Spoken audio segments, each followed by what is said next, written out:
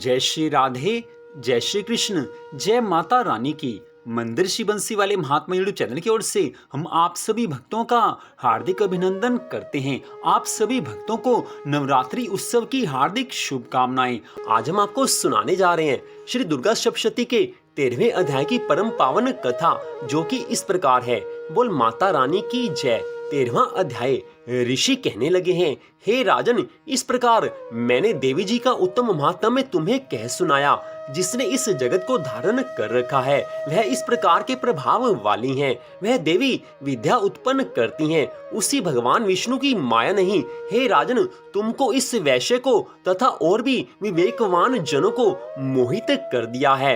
यह पहले भी मोहित थे, फिर आगे भी मोहित होंगे। इसलिए हे महाराज, तुम उसी परमेश्वरी की शरण में जाओ, क्योंकि वही देवी इस प्रकार आधारित होकर मनुष्य को भोग, स्वर्ग और मोक्ष आदि प्रदान किया करती हैं। मार्कंडेय ऋषि जी कहने लगे हैं कि इस प्रकार ऋषि के वचन सुनकर उस राजा सूरथ ने प्रशस्त व्रतों का पालन करने वाले महाभाग मेधा महर्षि जी को प्रणाम किया है।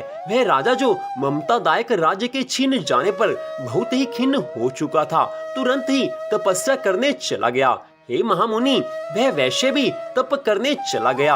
अंबिका के दर्शन करने के लिए नदी के किनारे बैठकर तपस्या करने लगे हैं। वह वैश्य भी देवी जी का परम उत्तम सूक्त का जप करने लगा है। इस प्रकार उन दोनों ने देवी आराधना के लिए नदी के किनारे मृतिका से देवी जी की मूर्ति बनाई है। फिर पुष्प, दीप, धूप, हवन, तर्पण आदि से धीरे धीरे आहार थोड़ा करते हुए निराहार होकर एकाग्रता से देवी जी में मन लगाकर एक चित्त होकर के देवी जी की आराधना करने लगे हैं। उन दोनों ने बलि प्रदान के समय अपने अंगों के रुधिर का प्रोक्षण किया है। इसी प्रकार संयम पूर्वक 3 वर्ष पर्यंत आराधना करते रहे। तब तो जगत को धारण करने वाली देवी ने प्रत्यक्ष होकर दर्शन दिया है। और तब राजा से चंडिका देवी जी कहने लगी हैं, हे राजन, हे कुल नंदन, तुम दोनों जिस अभीष्ट की प्राप्ति के लिए मेरी प्रार्थना करते रहे हो वह वर मुझसे मांग लो, मैं प्रसन्न हूँ, तुम्हें सब कुछ दूंगी।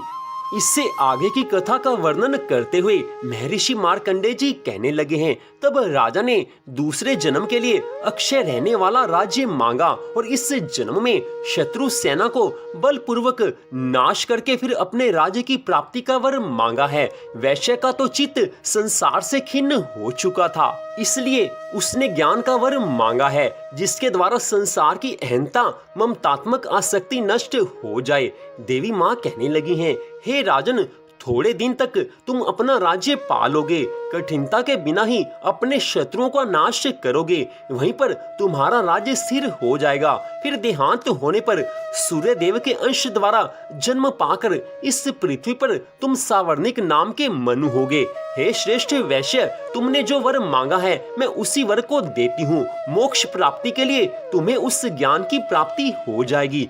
महर्षि मार्कंडेय जी कहने लगे हैं, इस प्रकार देवी माँ ने उन्हें अभिलाषित वर दिए हैं और फिर उन दोनों की भक्ति पूर्वक की हुई स्तुति से प्रसन्न होकर देवी तत्काल ही अंतर्ध्यान हो गई हैं।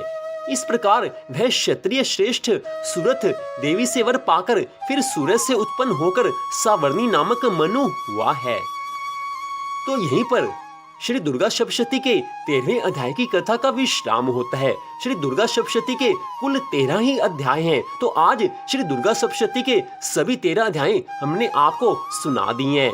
भगवान जी की अन्य कथाओं के लिए कृपया हमारे मंदिर श्री बंसी वाले महात्मा यूट्यूब चैनल को आप सब्सक्राइब कर लीजिए। श्रीमद् भागवत महापुराण की कथा प्रतिदिन हमारे चैनल पर सुनाई जा रही है। भगवान की अन्य कथाएं भी हमारे चैनल पर सुनाई जाती हैं। कृपया आप हमारे इस चैनल को सब्सक्राइब कीजिए ताकि भगवान की अन्य कथाओं को सुनने का आपको मौका मिल जाए। तो इस कथा को सुनने के लिए आप सबका हार्दिक धन्यवाद। भगवान श्री राधा कृष्ण जी की, माता रानी की अनंत कृपा सदा आप सब पर और आपके परिवार पर बनी रहे। माँ लक्ष्मी का सदा आपके घर में वास हो, इसी मंगल कामना के साथ जय श्री राधा रानी सरकार की, जय श्री कृष्ण भगवान की, जय माता रानी की।